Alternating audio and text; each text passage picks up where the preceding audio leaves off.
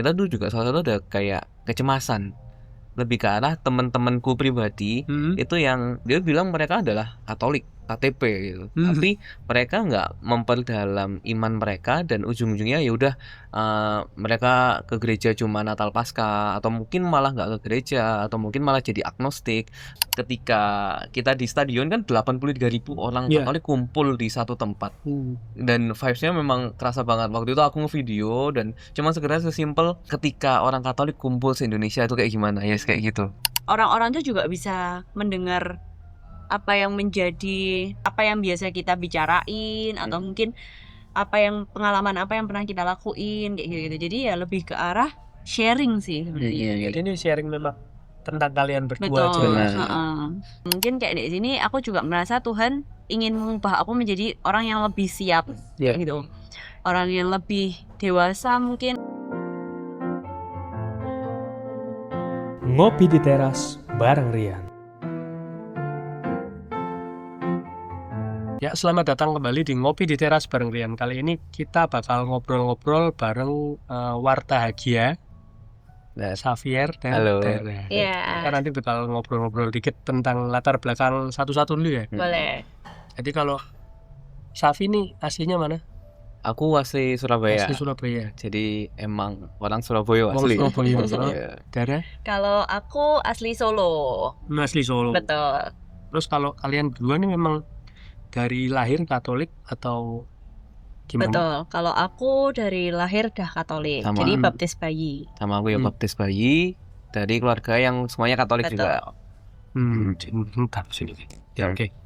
Jadi terus kalian dulunya tuh pelayanan atau bergabung di kelompok apa sih sebelumnya pertama kali kenal? Malah pertama kali kita kenal tuh karena ketemu di komunitas. Kita tuh kebetulan ketemu di satu komunitas karismatik di Surabaya. Kita dulu pertamanya bukan satu cell group ya, tapi tahun kedua kita dipertemukan di satu cell group. Terus ya cinlok istilahnya. Berawal dari sana. Dari situ terus kenalan ya, puji Tuhan sampai sekarang bisa jadi istri. Berapa lama tuh pendekatan sampai pacaran ketika itu? Dari 2022 pendekatan sampai 2023 kurang lebih, tapi kan ini ya akhir tahun sampai awal tahun kurang lebih 6 bulanan pendekatan. Terus pacaran dari 2023 itu sampai kita nikah di 2024. 2025 sorry. Baru aja. Kita baru nikah September kemarin. Jadi 2 tahun pacaran. Terus nikah udah 4 bulan berarti ini. Iya. Puji Tuhan. Keren sih. Masih mantan anyar. Mantan anyar. Congrats dulu tuh. Ya, terima kasih. Terus mulai ngonten ini pertama kali kapan sih? Kalian apa pertama dulu dari si Xavi dulu apa Dara dulu nih yang ngonten idenya atau langsung berdua? Dulu dari aku mungkin pertamanya tapi dia support juga. Jadi dulu waktu kan masih pacaran. Masih pacaran nih. Waktu masih pacaran kayak ngobrol-ngobrol kita ada nggak ya kita mau bikin satu channel ya di Instagram namanya Wartahagia ini, tapi tempat buat kita nge-sharingin iman kita. Cuman dulu salah satu alasannya kenapa kita bikin ini, selain kita juga pengen sharing iman kita dulu juga salah satu ada kayak kecemasan lebih ke arah teman-temanku pribadi itu yang dia bilang mereka adalah Katolik KTP gitu. Tapi mereka nggak memperdalam iman mereka dan ujung-ujungnya ya udah mereka ke gereja cuma Natal Paskah atau mungkin malah nggak ke gereja atau mungkin malah jadi agnostik atau ya terakhir malah aku ngeliat mereka malah pindah ke gereja yang lain gitu.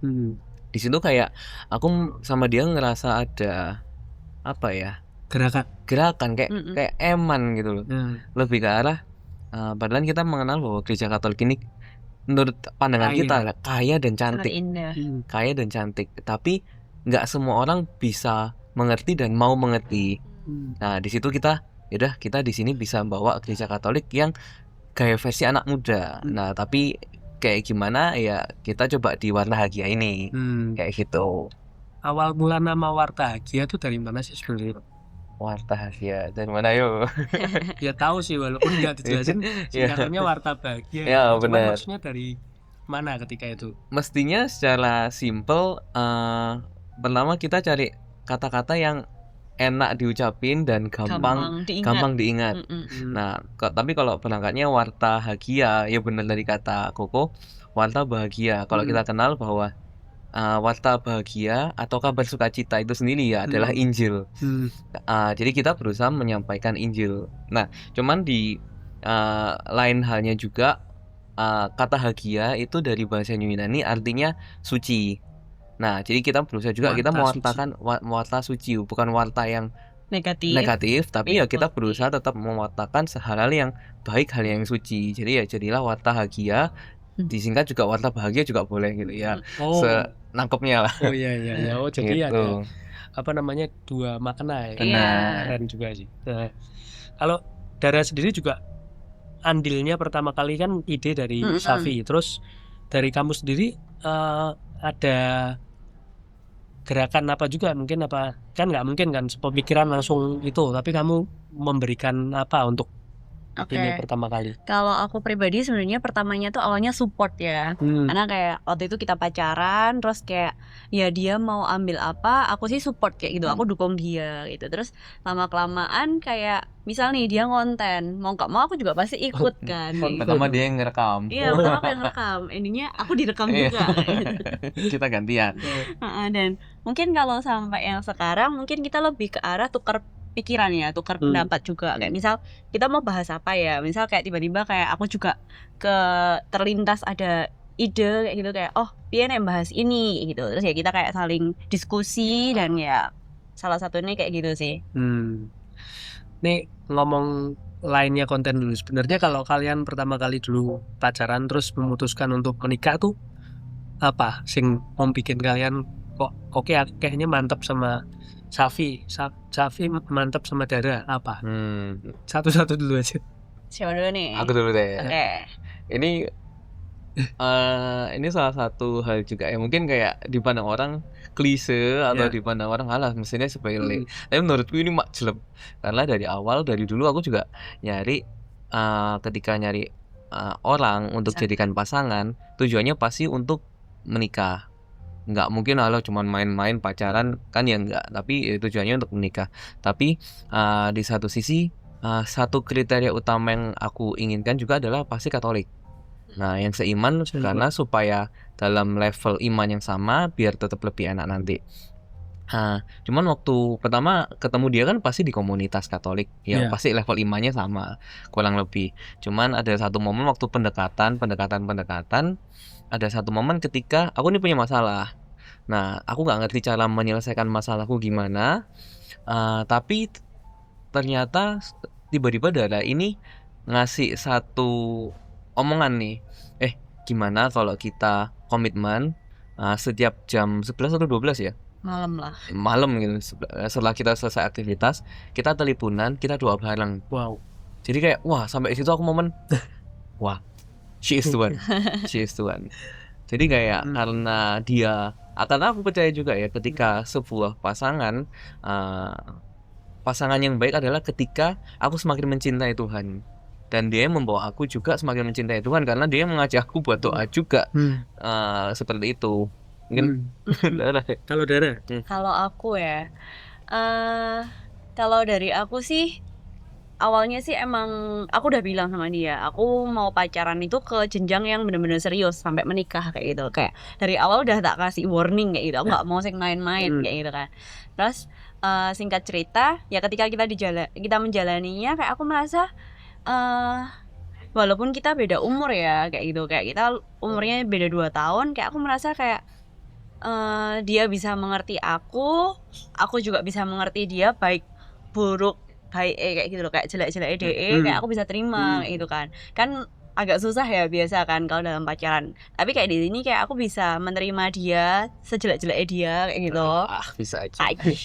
Dan aku juga merasa kayak ya bener kriteria aku itu yang pasti satu iman, terus yang kedua tuh kayak aku pengen kayak suamiku tuh mengandalkan Tuhan dalam setiap aktivitas dan hidupnya gitu. Dan aku melihat itu di dia gitu. Jadi kayak ketika kita menjalani hubungan pacaran ini tuh aku merasa kayak dia selalu mengutamakan Tuhan kayak hidupnya gitu.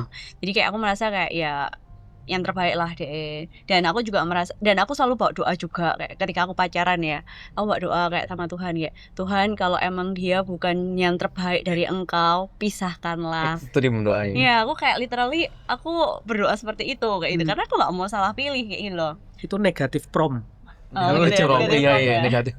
Iya, negatif prom. Jadi kayak ya aku merasa aku juga bawa doa dalam hubungan ini, dan ya puji Tuhannya kayak ketika kita berpacaran kayak nggak ada masalah yang besar membuat kita ribut, membuat kita jadi harus putus kayak itu, nggak ada. Jadi kayak aku merasa ya mungkin itu salah satu jawaban Tuhan di mana ya he is the one kayak gitu. Wow, keren sih. Ya pergumulan tapi dibimbing lewat doa itu ya memang sesuatu yang memang kayaknya klise, cuman ya memang itu memang kita kan gimana tetap mengutamakannya Tuhan. Ya memang kalau cari pasangan juga yang pertama kali harus yang mengandalkan Tuhan tuh aku setuju sih. Karena kalau kamu mengandalkan dirimu sendiri ya pasti menuainya kekecewaan. Benar. Pasti seperti ini. Terus kan mulai konten tuh. Awal kontenmu tuh gimana Bu? Awal konten mungkin berangkat itu dari Instagramnya Instagram apa namanya? Bukan Instagram. pribadi ya. Bukan pribadi kan, memang kamu memang jadi buat khusus untuk konten itu. Benar. Terus awalnya gimana? Kalau dari awal sih dari Instagram pribadiku sendiri ya. Itu lebih ke arah aku tuh suka nulis sharing kayak refleksi, kayak renungan yang base-nya dari ayat Alkitab dan lain-lain. Jadi ketika aku bacaan harian, wah aku dapat apa? Aku tuh pengen nge-sharing kan. Nah, cuman ketika beberapa kali ngupload konten itu, dulu cuman kayak tulisan-tulisan feeds ya, di foto gitu. Di foto, terus kalau enggak cuman bikin renungan, aku bikin kayak carousel di slide-slide gitu. Ngelihat aku upload di Instagramku pribadi itu kayak kurang pas aku ngerasa. Nah, terus aku makanya bilang dia, kita mesti bikin satu akun yang emang khusus buat ini. Dulu cuman iseng-iseng doang kayak. Itu ketika pacaran ya? Ketika pacaran, benar. Iseng-iseng doang kayak ya udah kita bikin Warta Hagia itu. Jadi konten-konten yang pertama adalah konten-konten yang lebih ke arah renungan, refleksi dan lain-lain. Di captionnya tuh refleksinya panjang. Dan aku yakin mungkin tetap banyak orang nggak baca sih.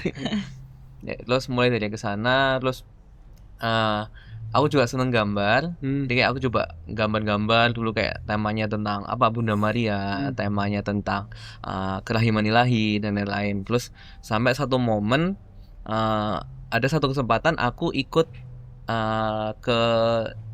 ke Jakarta. Waktu itu ke ini Paus Fransiskus datang. Oh, yang 2024. Paus Francis datang. Itu aku puji Tuhan punya kesempatan berangkat ke sana. Terus ya udah cuman sekedar video-video konten-konten, dan ternyata puji Tuhan responnya juga oke kalau dari video-video itu. Nah, terus akhirnya kita berdua nyoba gimana kalau kita nyoba ngembangin ke arah video, karena dulu kan kita nggak pede nih di depan kamera ngomong. Akhirnya nyoba dan akhirnya sampai sekarang banyak konten videonya kayak gitu. Dan fun fact-nya kita kerja bikin konten. Sekarang konten sosial media. Kita agensi bikin konten buat klien. Itu memang berarti kalian berdua kerjanya dari dulu memang itu apa? Kita kerjanya dari dulu itu. Jadi kayak sosial media analysis itu apa? Sekalian juga. Jadi kita emang base-nya pertama aku ya base-nya adalah fotografer dan videografer.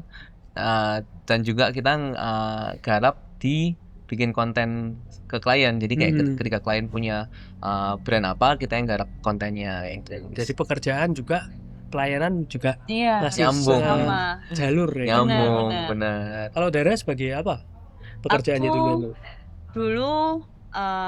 Sebelum kan aku orang Solo, jadi kayak dulu aku kerjanya ikut orang tua jualan batik kayak gitu. Di Solo dulu. Di Solo. Terus aku ke Surabaya, aku ikut sekolah masak short course. Jadi aku dulu sempat buka kayak depot kecil kayak gitu. Terus habis itu setelah pacaran ya endingnya aku bantuin dia juga kayak gitu.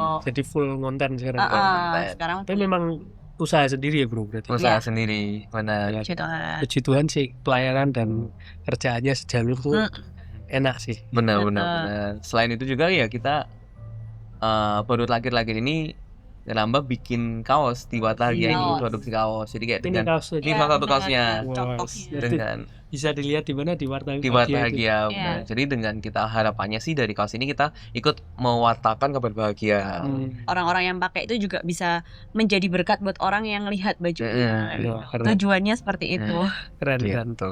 Jadi ketika kalian ngonten itu intinya pertama kali itu kayak ide ini juga pas 2024 Paus Fransiskus datang itu juga ya? Yang video benar. Pertama salah kali itu. satunya. Video apa dong ketika itu? Dulu cuman sekedar apa ya?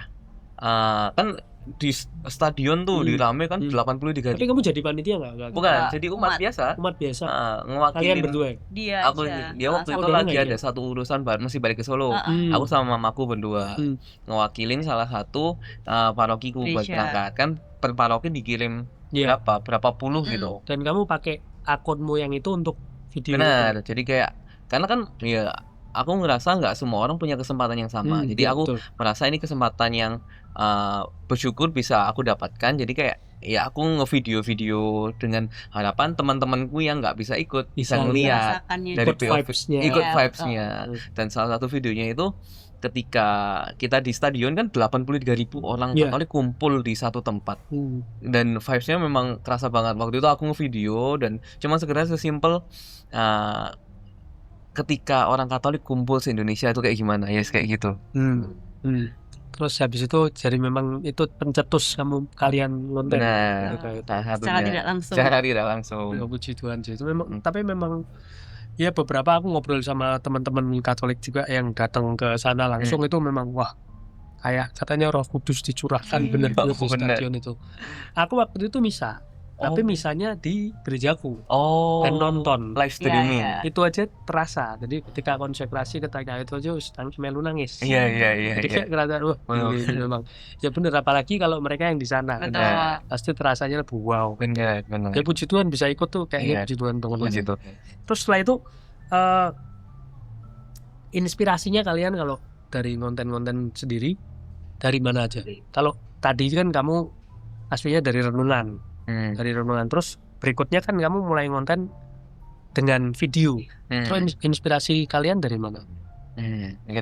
Mungkin dari Kalau inspirasi ya mungkin lebih ke arah karena kita masih muda ya. Jadi kayak lebih ke arah inspirasinya dari kehidupan sehari-hari kita. Jadi mungkin lebih ke arah pengalaman kita juga. Jadi misal kayak kayak apa ya contohnya? Kemarin ada salah satu ini pengalaman kalau di parokiku. Dulu kita waktu syahadat, aku percaya kan kita pakai yang syahadat yang pendek tuh. Nah, cuman tiba-tiba tahun lalu di parokiku kita menerapkan syahadat panjang yang Nikea Konstantinopel itu kayak wah, waktu aku pertama kali ke gereja itu kayak kan enggak kan dulu kan enggak juga ya puji syukur di mana ya. Jadi kayak yang lain udah baca juga nah pelungu. Jadi kayak dari pengalaman sehari-hari yang kita rasain mungkin keresahan ya kayak aku yang nggak pernah belajar syahadat panjang aku jadiin konten ternyata jalan. Langsung mungkin kayak ada satu konten lain misal kayak kehidupan kita waktu pacaran tuh kayak gimana, terus ketika pasangan Katolik sama-sama Katolik itu seperti apa kontennya. Jadi kalah ya pengalaman sehari-hari sih. Seru jadinya ya. Mencari sesuatu yang relate lah. Terus kalau dari segi ya itu kan keresahan pribadi ya. Keresahan yang kamu tuangkan ke konten. Kalau dari Safi sama Dara sendiri untuk pergumulan, kamu mesti kan sebelum nikah atau ketika nikah ini mungkin masih 4 bulan belum terlalu itu ya. Kalau kamu pribadi sama Dara pribadi sebagai seorang Katolik juga ya, itu kamu pernah nggak punya pergumulan dalam hidupmu ketika kamu mulai dari kecil dulu sampai dewasa ini? Nanti gantian ya. Wah, ini mungkin nggak ada di question list, pun aku mau tanyain aja. Reflektif banget ini. Dulu deh. Waduh. Aku tak mikir dulu. Pergumulan pastinya ada ya kayak gitu. Ini maksudnya dalam kehidupanku dalam sampai kehidupanmu sekarang, sampai sekarang. Pergumulan pasti ada sih.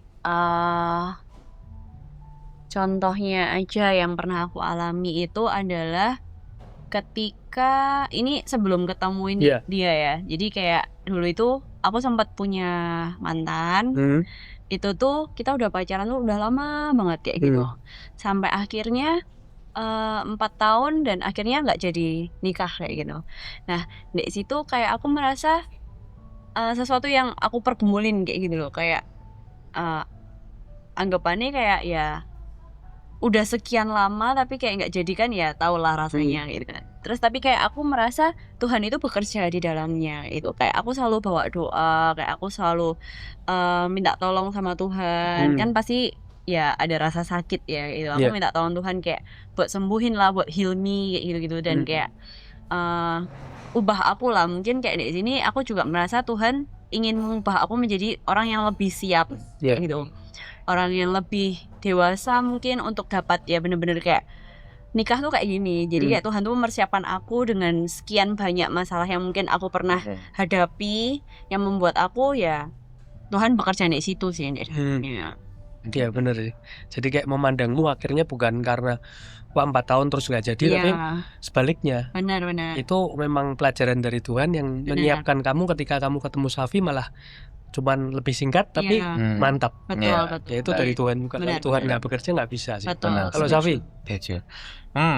Pergumulan. Apa text time bro? Pasti ada ya. Mungkin juga sama sebelum ketemu Dara juga. Lebih, tapi aku bukan dari pasangan, tapi mungkin pergumulan di masalah keluarga juga. Jadi intinya ada suatu pergumulan yang menurutku masalahnya sangat complicated dan aku nggak ngerti jalan keluarnya kayak gimana. Dan long story short, aku juga pernah istilahnya cari pelarian ke yang lain ya, kayak dulu aku jadinya malah ngerokok dan lain-lain, kayak ya buat menghilangkan penat itu. Cuman percayalah ujung-ujungnya pasti balik ke Tuhan gitu. Kayak dulu salah satu turning pointku karena itu pagi-pagi aku ada di rumah sakit dan singkat cerita pas itu aku jaga papaku masuk rumah sakit dan singkat cerita ini dengan hati dongkol banget ya, dengan hati dongkol ya dan lain-lain, begadang sampai pagi di rumah sakitnya, rumah sakit Katolik di Surabaya. Tiba-tiba teng ada misa harian. Dan di situ jadi salah satu turning pointku buat aku nggak sendirian loh. Kamu ikut misa itu? Aku akhirnya ikut misa. Setelah ikut misa di sana juga ada adorasi abadi. Setelah ikut misa aku adorasi, dan di situ aku ngerasa kayak sebagaimanapun aku marah, sebagaimanapun aku cari pelarian, Tuhan tuh selalu punya jalan buat manggil aku kembali. Aku gak bakalan pernah menyangka pagi-pagi aku ikut misa harian gitu. Misa harian dan aku bakalan adorasi pagi-pagi. Itu di luar kebiasaan. Di luar kebiasaan beneran. Disediakan sama Tuhan. Iya, jadi kayak tiba-tiba juga. Kayak aku tadi bilang, ujung-ujungnya Tuhan bakalan punya cara untuk narik kita kembali. Jadi ya, jadi turning point. Wah, ya keren sih bro. Apa namanya, memang gak semua kita juga kan kayak ya sebagai Katolik medianya banyak ya. Ada yang adorasi, ada yang suka adorasi, ada yang suka misa pagi, ada yang suka doa rosario, ada yang suka novena, ada yang suka apa namanya puasa mungkin dan sebagainya, banyak. Cuman kan itu sebenarnya semua baik, tapi kan preferensi masing-masing. Jadi kalau kamu tadi bilang disediakan misa pagi dan hasil ya sebuah apa yang wow, sehingga kamu jadi kayak ditarik lagi sama itu, di recall kali. Benar. Keren juga. Setelah kalian berdua dengan pergumulan masing-masing terus memutuskan untuk menikah dalam menikah secara Katolik, itu otomatis kan ya biasa udah jujur dong. Kamu udah jujur sama dia tentang pengalaman, udah banyak cerita. Kamu Dara pun juga udah jujur sama Safi. Nah itu kamu ada gak sekarang yang masih kayak ganjelan-ganjelan sebagai pasangan baru mungkin ya? Ini apa beda ya? Lagi dari sorry. Apa ya? Kalau aku mungkin ganjelan karena mungkin ya aku merasa sih rasanya rata-rata orang lain juga kayak gitu ya, lebih karena ya pasti khawatir tentang masa depan. Kalau aku ya sebagai ternyata sekarang aku adalah suami dan jadi kepala keluarga, kayak jadi aku merasa aku punya tanggung jawab untuk menakodai rumah tangga ini. Jadi kayak apa pergumulanku lebih ke arah ya khawatir, aku takut I can provide the best for my family gitu.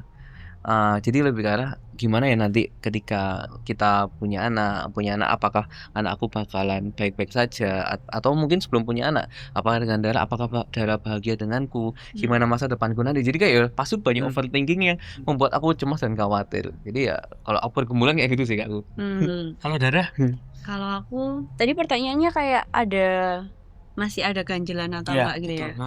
Kalau dari aku pribadi, misal kalau ganjelan, sebenarnya ketika kita pacaran tuh kayak ya kita harus saling jujur-jujuran kayak gitu. Kayak menurutku sih nggak ada yang tak tutupi ya, dan aku juga yakin dia juga nggak ada yang nutupi gitu. Jadi kayak kalau dalam hubungan kita, aku merasa sih kayak nggak ada yang menjadi ganjelan di aku ya.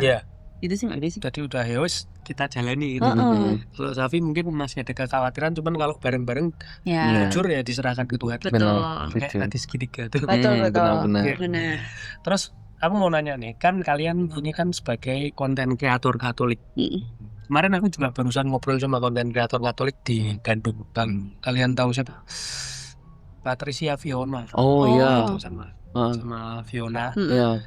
Aku juga kasih pertanyaan yang sama. Cipio ya.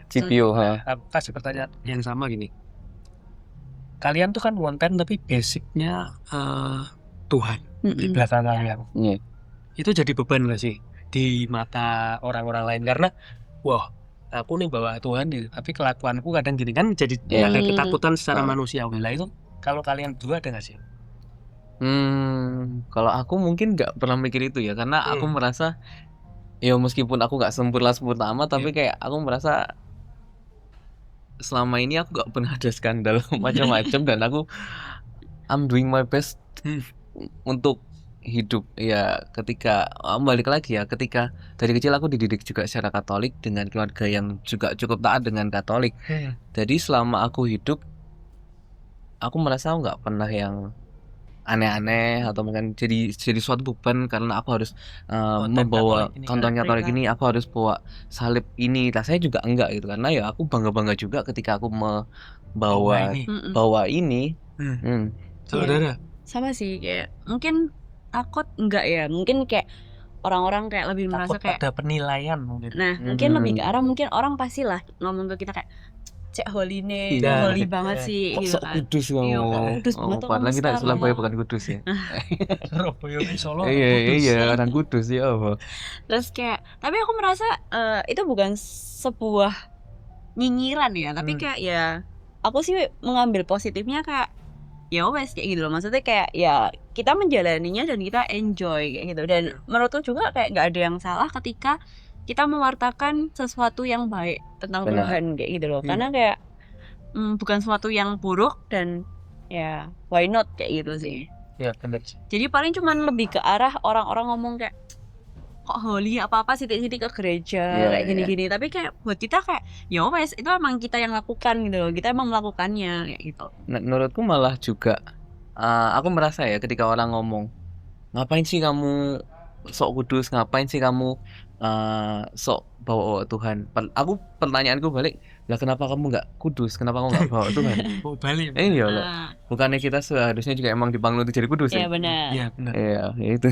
Ya tapi sebenarnya memang kalian jadi nggak takut untuk konten ini karena ya memang itu kehidupan kalian. Dan nggak ada yang dipalsukan dalam konten juga. Akhirnya ya wis nggak apa-apa, memang kita mau mewartakan, kita mau berbagi tentang Tuhan, kebaikan Tuhan di hidup kita. Jadi kalian ya akan takut dengan ingiran. Cuman beberapa kan pasti ada ya, kayak beberapa ada nggak sih kayak komen-komen yang negatif selama ini?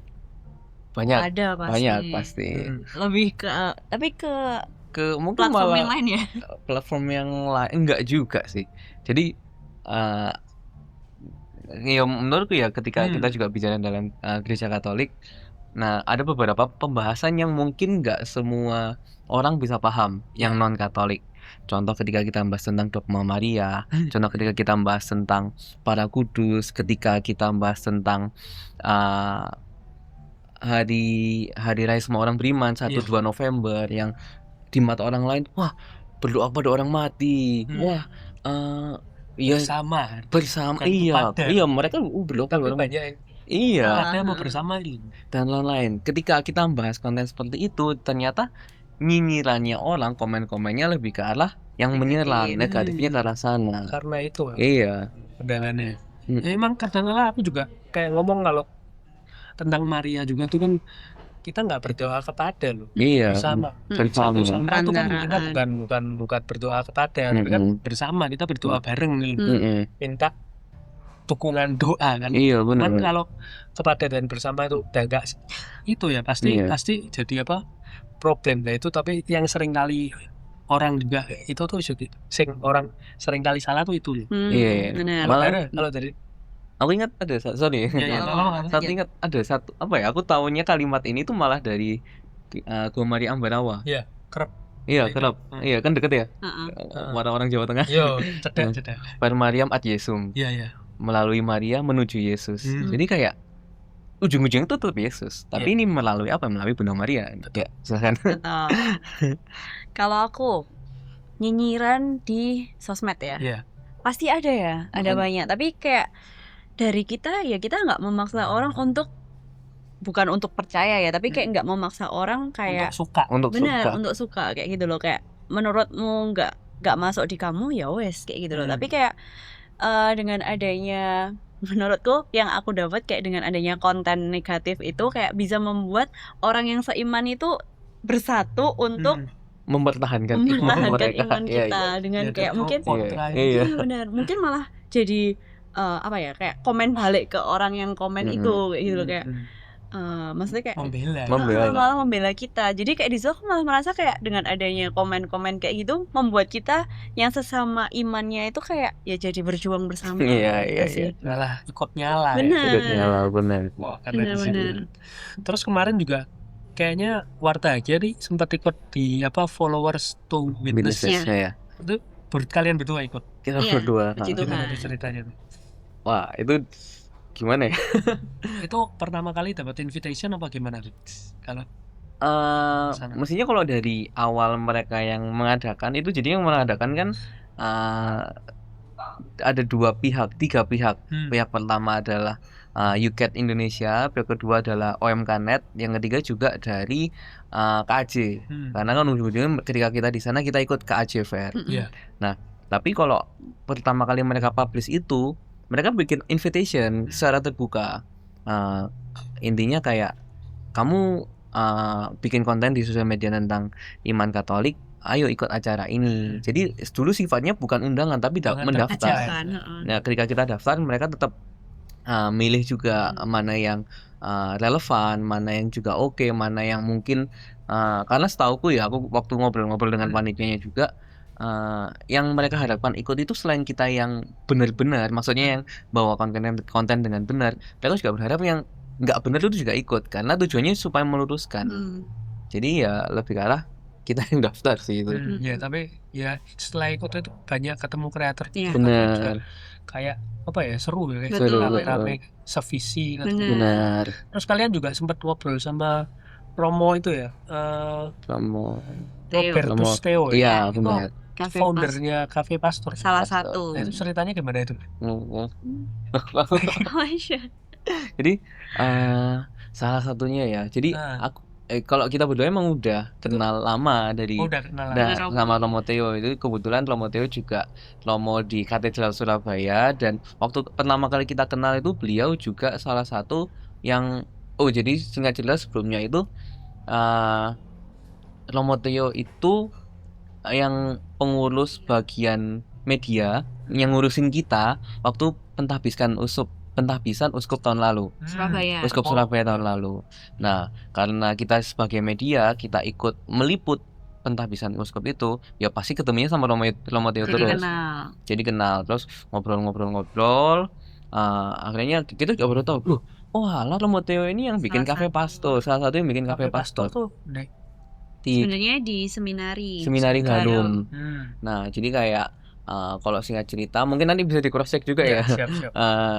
Yang kita kenal juga dari Cafe Pastor adalah di pandangan orang awam, Cafe Pastor ini ya kafe yang diurus sama pastor-pastor, jualan kopi dan lain-lain. Tapi waktu kita ngobrol lebih dalam kemarin, ini dicetuskan pertama kali di Seminari Garum.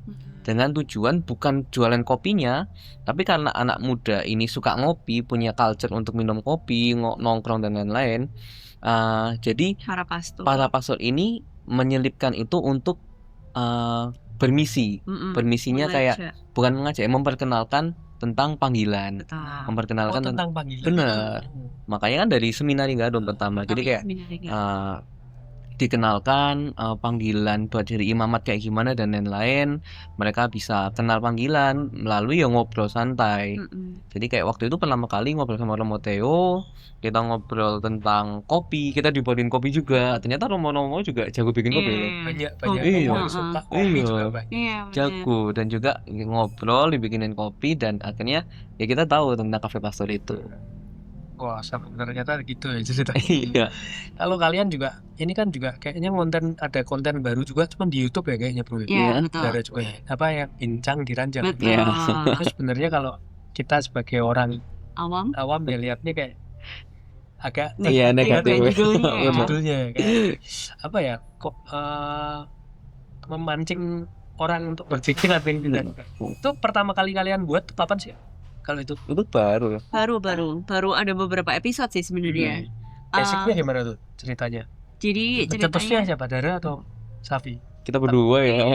Iya, kita ngobrol-ngobrol kan. Jadi kayak kita merasa ketika kita udah jadi pasutri nih gitu, kayak aku merasa tempat yang paling enak buat ngobrol itu ya di malam hari dan di panjang kayak gitu, otomatis kayak ya pilot talk lah.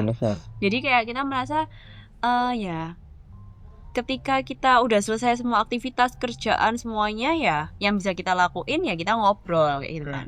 Dan ngobrolnya itu juga kita ngebahas kayak bisa dibilang kayak refleksi juga ke diri kita gitu, kayak apa sih yang kita dapat lah segala macam. Nah, dan itu kayak kita salurkan lewat bincang di ranjang ini. Jadi kayak dengan adanya bincang di ranjang ini aku merasa orang-orang tuh juga bisa mendengar apa yang menjadi bukan pergumulan ya, tapi kayak apa yang biasa kita bicarain, atau mungkin pengalaman apa yang pernah kita lakuin kayak gitu. Jadi ya lebih ke arah sharing sih sebenarnya. Jadi ini sharing memang tentang kalian berdua aja. Seru sih tapi berapa episode? So far yang ke-publish udah 3. Dimana topik-topiknya yang kita juga, karena tadi yang dibilang Dara juga, kita baru punya waktu luang ngobrol itu ketika malam hari, dan paling enak deep talk itu ketika di ranjang waktu sebelum bobo. Jadi makanya topik-topik yang kita bahas itu juga seputar rumah tangga, seputar pasangan. Ya meskipun kita masih umur jagung banget ya, kayak baru 4 bulan, tapi kayak pembahasan kita ya lebih ke arah gimana sih. Salah satu topik kemarin tuh yang pernah kita bahas, Dara itu 2 tahun lebih tua, gimana sih kalau misalnya pasangan tapi yang cewek lebih tua, terus gimana pandangan iman. Atau mungkin topik yang lain yang pernah kita bahas, emang kalau berantem itu wajar ta, kita kalau punya emosi itu wajar ta, apalagi emosi sama pasangan, dan kita berusaha solusinya kayak gimana, terus gimana memasukkan Tuhan ketika kita berantem dan lain-lain. Wow, iya. Positif. Semoga kontennya bisa lanjut terus, karena amin. Memang ya perlu sih kita sebagai apa namanya, suami istri itu kalau ada konflik biasanya ya selesainya saat itu juga, ketika malam mau tidur. Jangan berlarut-larut. Karena kalau kita berlarut-larut dia nggak tahu sampai kapan. Nah, sedangkan kalau biasa menyelesaikan semalam sebelum tidur, konflik udah selesai, besok udah bangun udah. Iya, benar. Nggak mutung-mutungan ya. Nah, kalau kalian berdua itu ada nggak kayak rutinitas bareng yang baru ini, kan sebagai pasangan suami istri yang baru ya? Ada. Rutinitas baru dalam ya cuma doa atau apa ada? Ada sih. Kita sudah menjalaninya berapa lama ya? Udah beberapa bulan. Ya, kurang lebih setelah menikah ya. Awal tahun ini. Jadi kita punya rutinitas sebelum doa itu kita sebelum tidur itu kita ini baca Alkitab bersama, terus kita Lexio Divina, kita sharing apa yang didapat, terus kita tutup dengan doa bersama dan doa tidur. Wow. Itu udah jalan dari awal tahun ya. aku juga sebagai Katolik juga aku suka bro kalau teman-teman yang Katolik juga baca langsung firman-nya dari kitab suci, karena banyak juga yang cuman dari online atau cuman dengar misa itu kurang. Kalau aku lihat dari Safi tadi cerita juga, dia kontennya pertama kali dari refleksi, berarti kamu kan memang journaling dari awal. Ya kurang lebih. Kan? Sampai sekarang juga masih. Iya masih. Itu kayak lebih. Aku juga sebenarnya agak nggak setuju dengan yang Lexio Divina di share. Karena aku nggak, kalau di share ya mungkin intensinya kalau baik nggak apa-apa ya.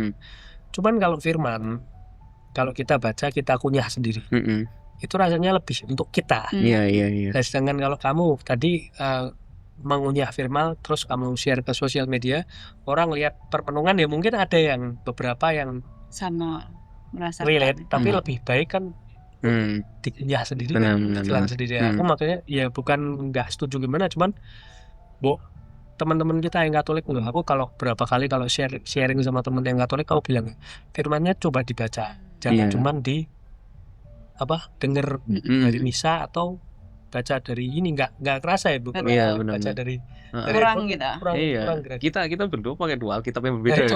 Aku juga tiap pagi, kalau kalian tiap malam, aku tiap pagi. Cuman itu baru tahu, aku kan percaya nggak percaya baru 2 tahun ini. Sebelumnya aku Katolik yang cuman di misa. Jadi cuman denger homili, renungan, dan setelah itu aku nggak pernah. Alkitabku bersih, suci. Sangat suci ya, polos banget. Suci banget. Tapi ya. Tapi dan itu aku bilang kalau untuk Katolik ya jangan sih. Karena harusnya dibaca. Betul. Benar. Karena menurutku juga, karena bacaan yang misal nih aku baca, dia juga baca, mungkin apa yang aku dapat dan dia yang dapat beda. Jadi ya itu yang buat aku menarik, karena kayak kita bisa saling sharing kayak gitu. Iya benar.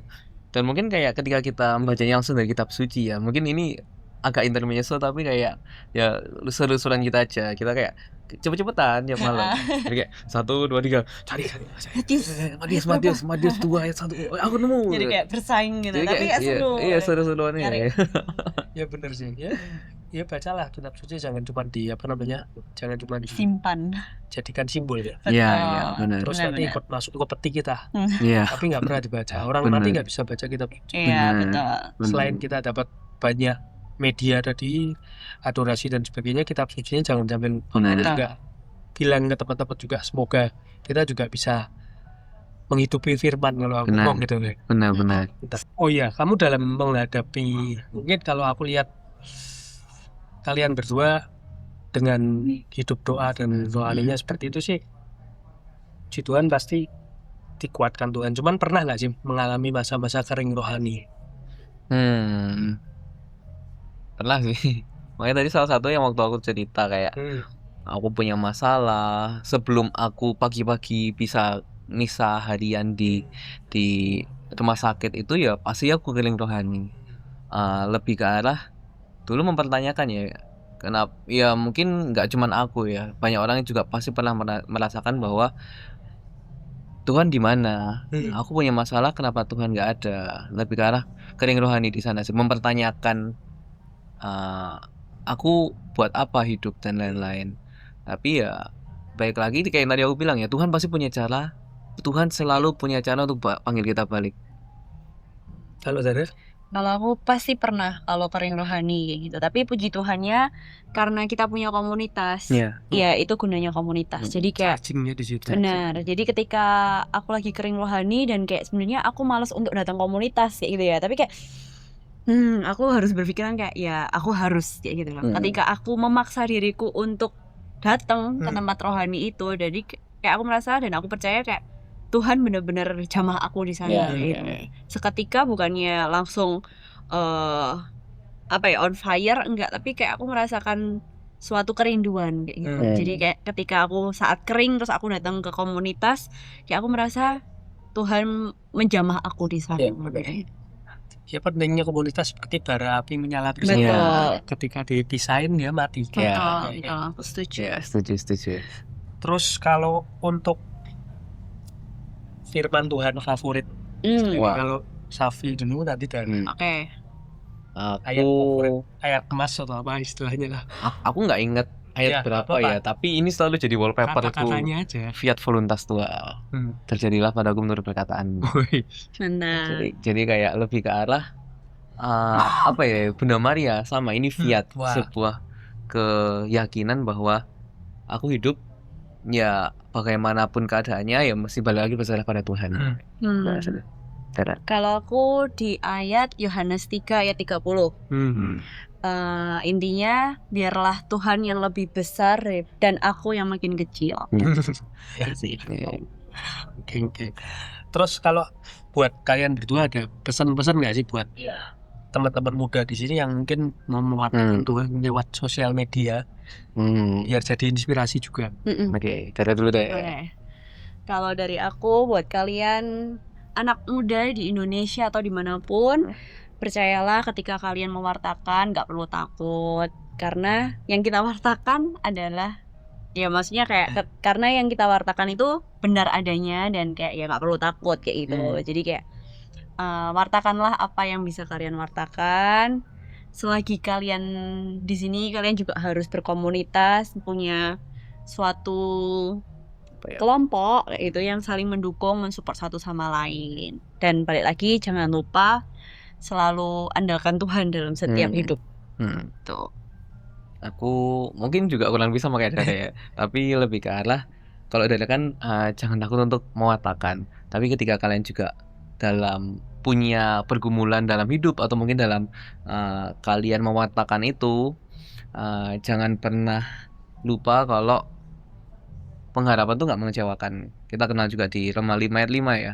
Pengharapan itu nggak mengecewakan. Jadi bagaimanapun keadaan kalian, kehidupan kalian, percayalah bahwa pengharapan Tuhan, iman kita itu nggak mengecewakan kita. Pasti akan ada hari esok yang indahnya yang Tuhan sudah siapkan buat kita. Lebih ke arah Tuhan sudah merencanakan semua hal yang baik bahkan sebelum kita menyadarinya. Amin. Gitu kan.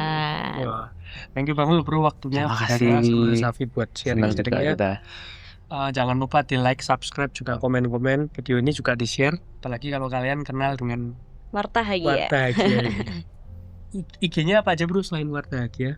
Kita yang pertama kita Wartahagia, tapi kita di Lauren.Xavier. Saya di Dara_Puspitasari. Sama itunya YouTube-nya? YouTube-nya kita di Wartahagia juga. Wartahagia, kayak gitu aja teman-teman, di follow, di subscribe juga ya. Thank you. Tuhan memberkati. Bye bye, God bless.